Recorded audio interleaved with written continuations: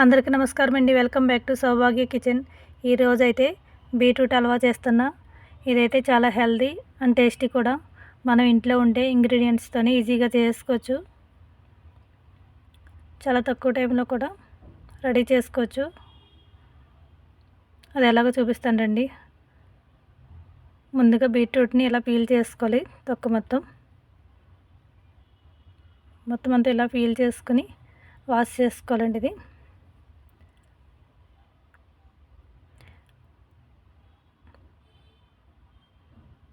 కొంచెం లోతుగానే తీస్తున్నాను నేనైతే. ఇలా పీల్ చేసుకున్న తర్వాత మొత్తం వాష్ చేసుకుని మనం చెక్కుకోవాలి, తురిమేసుకోవాలి తురుములాగా. ఇది మిక్సీ పట్టకూడదండి. మిక్సీ పట్టకుండా చాలా పేస్ట్ లాగా అయిపోతుంది కదా. మిక్సీ పట్టకుండా మనం తురుముకోవాలి. నేనైతే ఇప్పుడు కేజీ తీసుకుంటున్నా. ఇవైతే కేజీ బీట్రూట్. ఇది దీన్ని ఇలా పెద్ద బెజ్జాలతో ఉన్న దాంతో తురుముకోవాలి. ఇలా పెద్దగా ఉండాలి. చిన్న చిన్నవి అయితే మళ్ళీ పేస్ట్ లాగా అయిపోద్ది ఉడికిన తర్వాత. ఇలా మొత్తం తురిమేసుకుని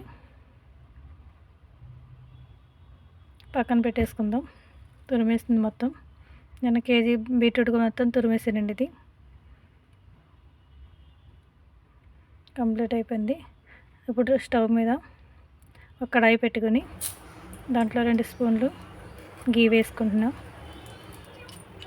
దీంట్లోనే మనకు నచ్చిన డ్రై నట్స్ కూడా వేసుకుని వేయించుకోవాలి. నేనైతే బాదం ఒకటే వేసా. ఇంకా కాజు, కిస్మిస్ ఇవన్నీ వేసుకోవచ్చండి. అది మన ఇష్టం. అది మనం ముందుగా తురుము పెట్టుకున్న బీట్రూట్ తురుము మొత్తం వేసుకోవచ్చు. ఇదైతే మంచిగా ఫ్రై చేసుకోవాలండి. ఇది పచ్చివాసన పోయే వరకుని. బీట్రూట్ స్మెల్ అనేది మనకు రాదు ఇలా వేయించుకోవడం వల్ల. నెయ్యిలోని మనకు కావాలంటే ఇంకా నెయ్యి వేసుకోవచ్చు. ఇదైతే సరిపోతుంది దీనికి. ఇష్టమైన వాళ్ళు ఇంకా వేసుకోవచ్చు. దీంట్లో మీడియం ఫ్లేమ్లో పెట్టి స్టవ్ వేయించుకోవాలి. ఇది ఇలా వేయినప్పుడే సగం వరకు ఉడికిపోతుందండి. త్వరగానే ఉడికిపోతుంది. బీట్రూట్ ఎక్కువ టైం పట్టదు. ఇలా పచ్చివాసన పోయే వరకు వేయించేసుకుని చూసారు కదా, కొంచెం తగ్గింది కదండి. ఇది దగ్గరికి వచ్చింది.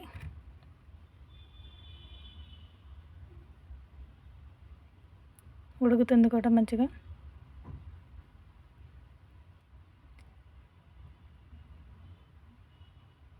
మనం ఇవి వేపడం వల్ల చాలా టేస్ట్ కూడా బాగుంటుంది. ఇలా నెయ్యిలో వేయించుకోవడం వల్ల. ఇదైతే కంపల్సరీ వేయించుకోవాలండి. ఇలా వేయించుకుంటేనే టేస్ట్ కూడా చాలా బాగుంటుంది.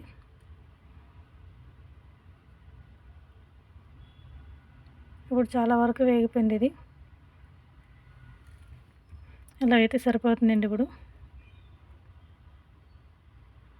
దీంట్లో మనం పాలు పోసుకుందాం. ఇప్పుడు నేనైతే కేజీ బీట్రూట్ తీసుకున్నా. దీనికోసం నేను ఒక 1/2 లీటర్ పాలు పోస్తున్నా. 1/2 లీటర్ అంటే 2 గ్లాసులు వచ్చేయండి. ఇవి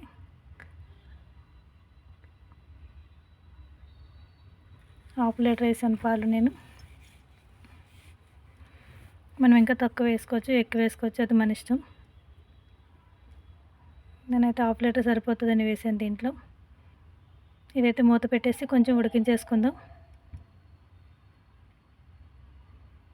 ఇలా ఒక 10 నిమిషాలు ఉడికిన తర్వాత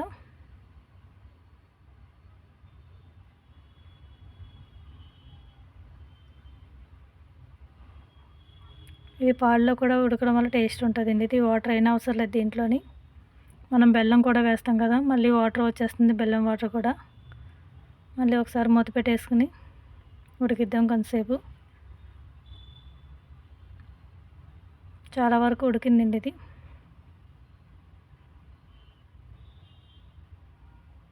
దీంట్లోనే మనం బెల్లం కూడా వేసుకుని ఉడికించుకుంటే ఇంకా టేస్ట్ బాగుంటుంది. ఇలా ఉన్నప్పుడే బెల్లం వేసుకోవాలి. బెల్లం కూర కడిగి బెల్లంలో కూడా ఉడుకుతుంది కాబట్టి కొంచెం బెల్లం ఇంట్రెస్ట్ అయితే షుగర్ కూడా వేసుకోవచ్చండి. ఇది బెల్లం అయితే హెల్తీ కాబట్టి నేను బెల్లం వేసాను. బెల్లం కూడా కరిగి వాటర్ వస్తుంది కదా, ఇది బాగా దగ్గరకంటా వచ్చేయాలి. బాగా ఎగిరిపోవాలి వాటర్ అంతని. దీంట్లోనే కొంచెం హాఫ్ టీ స్పూన్ ఇలాచీ పౌడర్ వేస్తున్నా. ఇది మంచిగా కలిపేసుకుని, చూసారు కదా బెల్లం కరిగిపోయింది, వాటర్ కింద వచ్చేసింది కదా. ఇదంతా మంచిగా ఎగరాలండి, ఇవంతా వాటర్ లేకుండా. దగ్గర పడిన తర్వాత అప్పుడు మనకి హల్వా అయినట్టే. చూసారు కదా, ఇంకా మంచి రెడ్ కలర్లో కనిపిస్తుంది కదండి. ఇది ఉడికిన తర్వాత కలర్ చేంజ్ అవుతుందండి. మళ్ళీ చల్లారిన తర్వాత కూడా డార్క్ కలర్ వస్తుంది. ఇప్పుడు ఇలా రెడ్ ఉన్నా, చల్లారిపోయిన తర్వాత బాగా డార్క్ వస్తుంది. ఇది ఇప్పుడైతే బాగా దగ్గరికి వచ్చింది కదండి, మంచి కలర్ఫుల్గా కనిపిస్తుంది కదా.